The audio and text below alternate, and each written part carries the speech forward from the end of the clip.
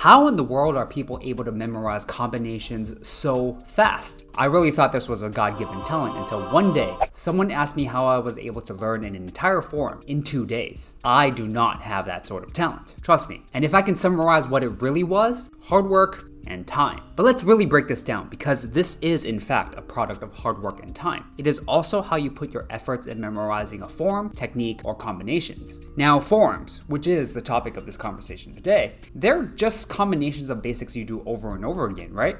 Well, that's not wrong, but it doesn't fully describe the purpose of a form. My interpretation of what forms actually are, especially when it comes to traditional martial arts styles, is to capture a concept, idea, or philosophy. You are, in essence, telling a story with your body. Memorizing and performing a form is not just a matter of doing a punch or a kick. It is displaying what the style is trying to articulate through movement. Some might disagree and argue more for its self-defense and combat applications, but I think this part of martial arts is not talked about enough. Which is why in this video, I'm going to focus on this aspect of learning a martial arts form. And I'm going to distill it down into 3 simple concepts. These are not new concepts. In fact, these are things that your instructor is probably having you do right now. But I'm hoping I can break down these concepts so you don't have to rely on class time to learn new forms. Number 1, marking your form.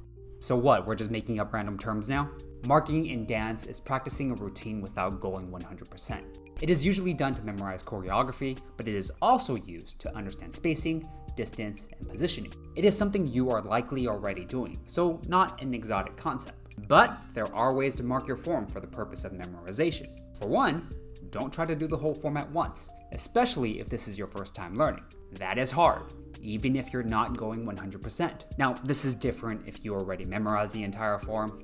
That's not what we're talking about today. And we're not marking a form just to memorize movement. For instance, you might understand this as a palm strike, but in a new form, you probably have to extend it further out and you have to do it alongside a forward stance. Now, if you try to do this for the first time all out, you will miss out on the tiny details of foot placement, hip turns, the angle of the striking hand versus the angle of the non-striking hand. Marking your form gives you breathing room to think through these tiny details. So how much should you learn if you're not doing the entire form at once? I would go section by section, and if not by section, I would go by combos. For me, I'd try to mark a section for at least 2 times before actually doing it all out. If I forget while I'm going all out, I would go back to marking, but this time, I would break it down into smaller pieces. I'd repeat until I remember the entire section and I'd move on to the next. Now, is there a magic ratio of marking versus going all out? No, but this is generally what I would do for others when I teach them a form. For me, marking a section for about 2 times is usually enough for my brain to make that connection before actually trying to go full out. This is not a replacement for doing the actual form itself. More often than not, we treat marking as if we are actually practicing the form. Then when we go full out, we think that something just feels off. Now, you can't just do your form over and over again until going all out just feels right, but there's a more efficient way of putting all these things together.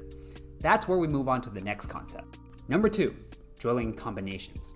Similar to marking a form, this is not a new concept and is something you're probably already doing. What should happen is that an instructor would show you a section or combination that, when pieced together, forms an entire form. Now, we don't have an instructor with us all the time, right? And there are times we are not told what each section is, or we just forget where a section starts and a section ends. Now, a general rule I follow for Kung Fu and Wushu is that one form has 4 sections.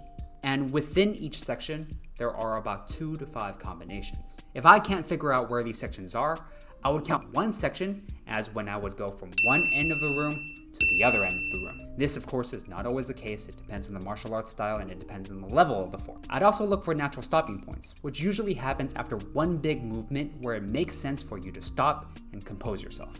But isn't drilling just marking combinations over and over again? The difference is how you approach these moves. I mark to learn placement, spacing, and body awareness.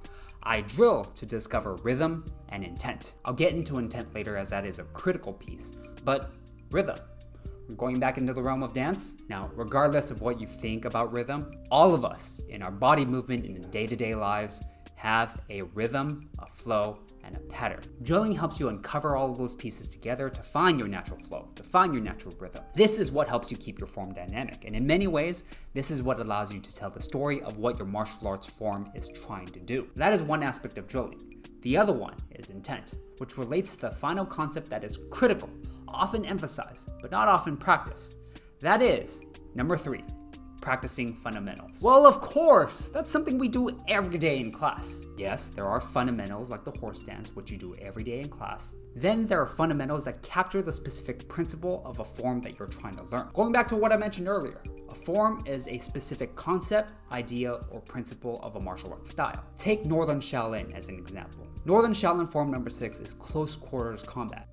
Northern Shaolin form number 8 is fighting long range and fighting multiple opponents. So when you're practicing fundamental moves, you're practicing the fundamental concept alongside the move itself. How you would do a front kick in close range would be different from how you do a front kick in long range. That's where intent comes in. Yes, you are throwing a punch. Yes, you are leveraging the hip a certain way to generate the most amount of power. But what if you were to throw that punch going backwards? What if we're throwing a punch in rapid succession? What if we're combining kicks and punches at the same time? When we practice fundamentals of a form, we're practicing the movement, we're practicing the intent, and we're practicing the concept. And all of that is captured in something like a punch, a kick, or a stance, or a combination of all of them. And if we can break down forms this far into its fundamental components, you can see why certain forms are considered basic and certain forms are considered advanced. So those are my thoughts on the 3 concepts to help you memorize any martial arts forms. What about you?